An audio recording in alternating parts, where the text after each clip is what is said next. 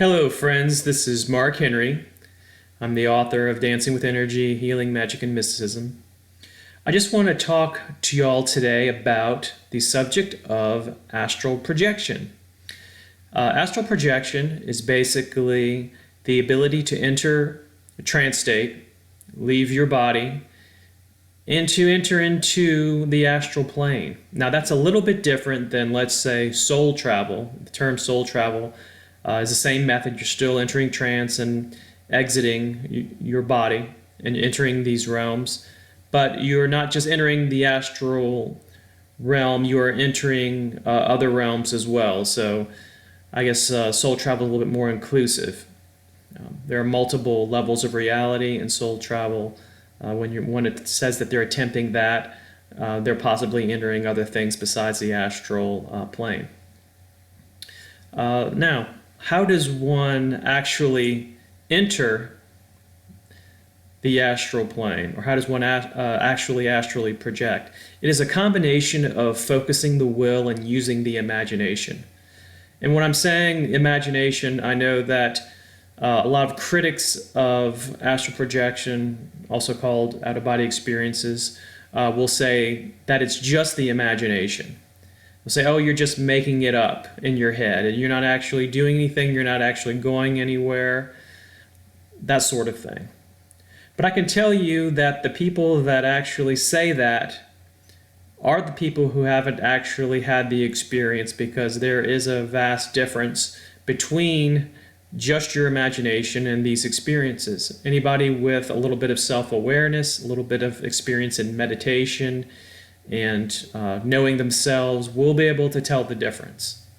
There are things that happen during these astral projection, soul travel experiences that will let you know that there is much more to this than just your imagination.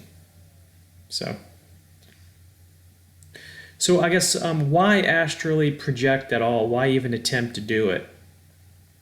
Well, when you astral project, you have the capability of having some really new experiences with what Carlos Castaneda referred to as non-ordinary reality. For example, you'll have the ability to consult with a guide, mentor. You'll be able to converse with other spiritual beings, angels, in fact, other creatures who you deem to be friendly. And I want to say that I hope that you understand that the astral plane actually has beings in there that are unfriendly and really don't have your best interest at heart, but we might kind of discuss that in a few minutes. Also, something to remember is that when you're entering into the astral plane, you no longer have your body there. I believe that you still have some sort of connection between your body, because I think that your brain is actually trying to make sense of some of this. Some people believe that there's a cord connecting your body to the astral body, which is what is actually traveling. I don't know. I've never actually seen the cord. But in any event, what I wanted to say is that when you're having these experiences, colors become more vivid. Sounds will have a different element to it. You'll be able to hear and see on a much different and deeper level than before. Your feelings may be amplified. And I think that it's just because of the information of what you're getting while you're in these realms. Other things that one can do, one can actually perform magic on the astral plane. If anybody here that practices magic, that's something to definitely try. You'll be able to work with energy directly than possibly just doing it, in the physical world. One can also engage in love relationships with certain beings on the astral plane.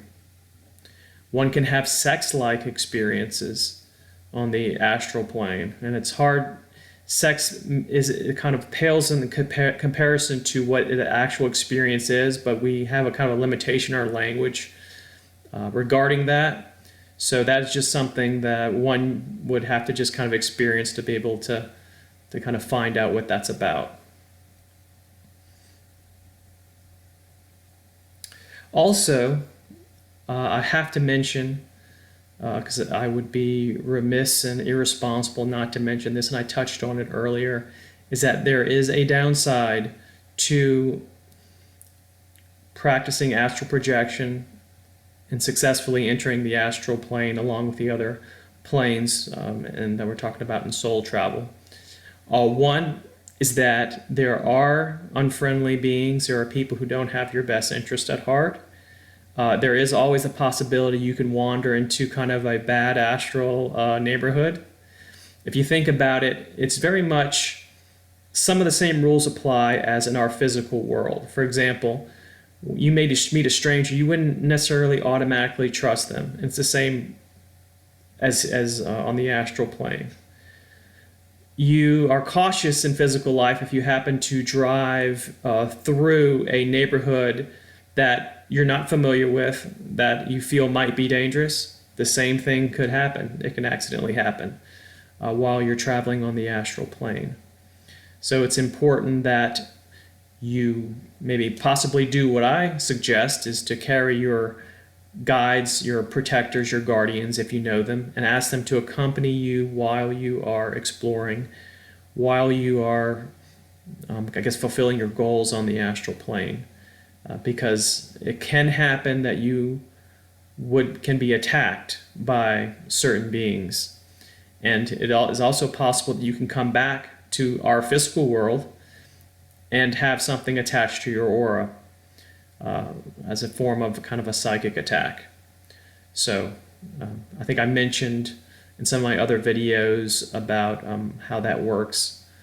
If you're interested, check those out. I had to actually have mine removed so that I was just feeling very fatigued and depressed and without any cause or reason, and had to take care of that. So in any case, if it happens, just have to take care of it. But it's always better to go protected. I kind of think of my guides as kind of like the astral secret service, accompanying me where I go. So anyway, I just wanted to touch on astral projection and the astral plane, and I hope to bring you future videos regarding this topic. It's really fun stuff. Thanks for listening. This is Mark Henry.